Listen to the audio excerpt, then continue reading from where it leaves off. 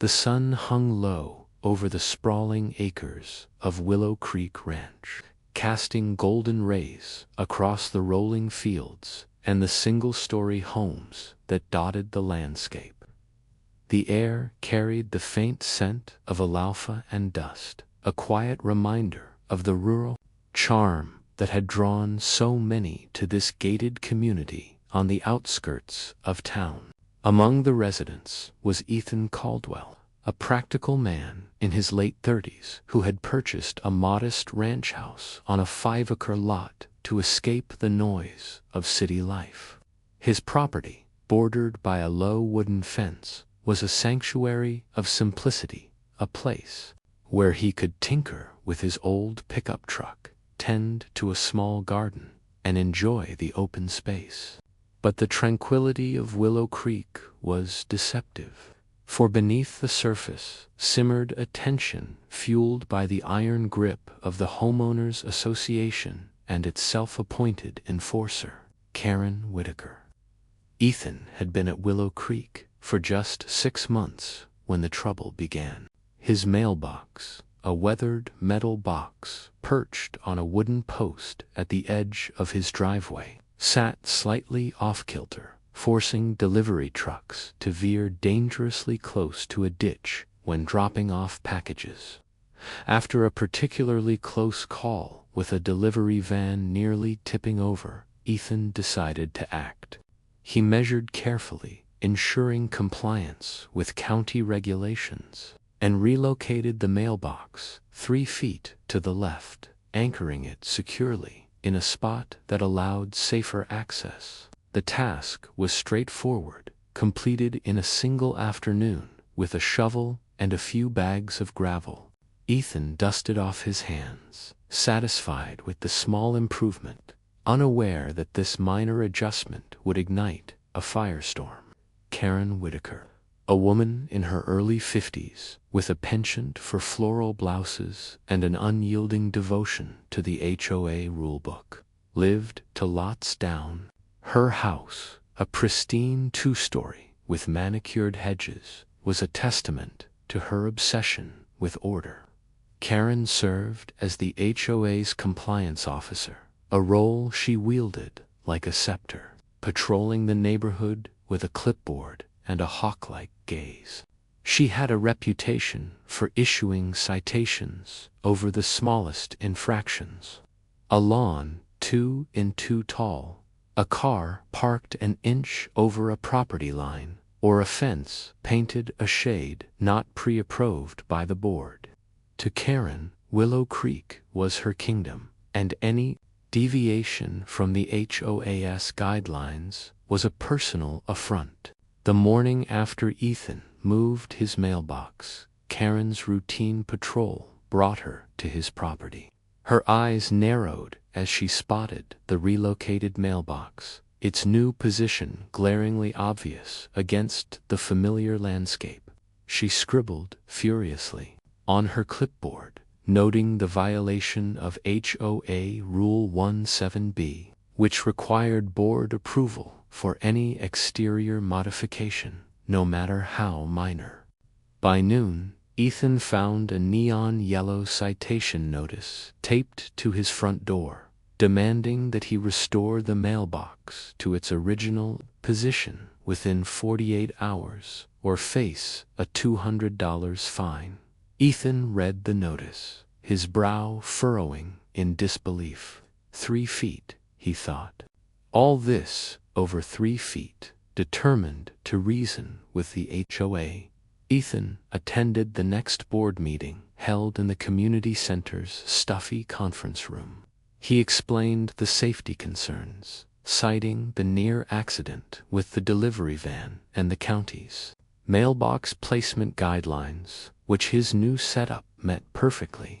The board, a group of 5 residents led by Karen, listened with varying degrees of interest. Karen, however, was unmoved, her arms crossed tightly as she declared that rules were non-negotiable. The board voted 3-2 to uphold the citation, with Karen's influence swaying the majority.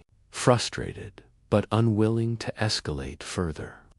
Ethan complied, spending another afternoon digging up the mailbox and moving it back to its original precarious spot. For a week, peace seemed restored, though Ethan couldn't shake the feeling of being watched. Karen's SUV crept by his property daily, her eyes scanning for any new infractions. Then came the morning when Ethan stepped outside to find a police cruiser parked in his driveway. 2 officers stood by the mailbox, one jotting notes, while Karen gestured animatedly from across the street. She had called the cops, claiming Ethan's mailbox relocation, despite being reversed, constituted vandalism of community property. The officers, after inspecting the mailbox and listening to Ethan's calm explanation, issued no charges, but the incident left a bitter taste. Karen's smug expression, as she retreated to her SUV, told Ethan this was far from over. Days later, another citation arrived, this time for a supposed unauthorized alteration of his driveway gravel, which Karen claimed had been disturbed during the mailbox fiasco. Ethan, now fed up, began researching the HOA's bylaws and discovered a pattern of overreach. Karen had a history of targeting newcomers, issuing fines that often went unchallenged. Ethan wasn't alone. Other residents whispered stories of her petty crusades, from finding a family for a child's chalk drawing on their own sidewalk to threatening a retiree with foreclosure over an unapproved birdhouse. The neighborhood was a pressure cooker, and Ethan's mailbox had become the latest flashpoint. As weeks passed, Ethan documented every interaction with Karen and the HOA, saving emails, citations, and even photos of her SUV lingering near his property. He consulted a local attorney who confirmed that the HOA's rules, while strict, didn't supersede county regulations, and Karen's accusations of vandalism were baseless. Armed with this knowledge, Ethan refused to pay the latest fine, instead filing a formal complaint with the HOA board, accusing Karen of harassment and abuse of power. The complaint triggered a mandatory review set to occur at the next meeting, where Karen would have to defend her actions. As the date approached, tension in Willow Creek thickened, with neighbors quietly choosing sides. Ethan's small act of defiance had cracked open a fault line, and the neighborhood braced for what came next. The community center was packed for the HOA meeting, a rare turnout for what was usually a sparsely attended affair.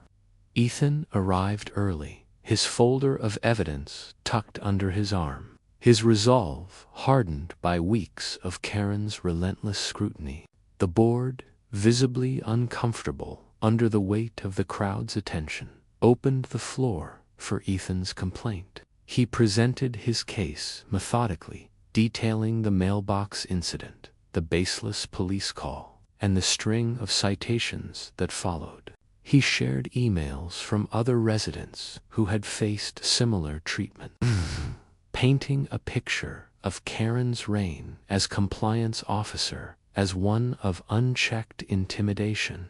The room buzzed with murmurs as Ethan revealed that Karen's actions had cost the HOA thousands in legal fees from previous disputes, a fact buried in the annual budget report. Karen, seated at the front, maintained a facade of composure, though her knuckles whitened as she gripped her pen.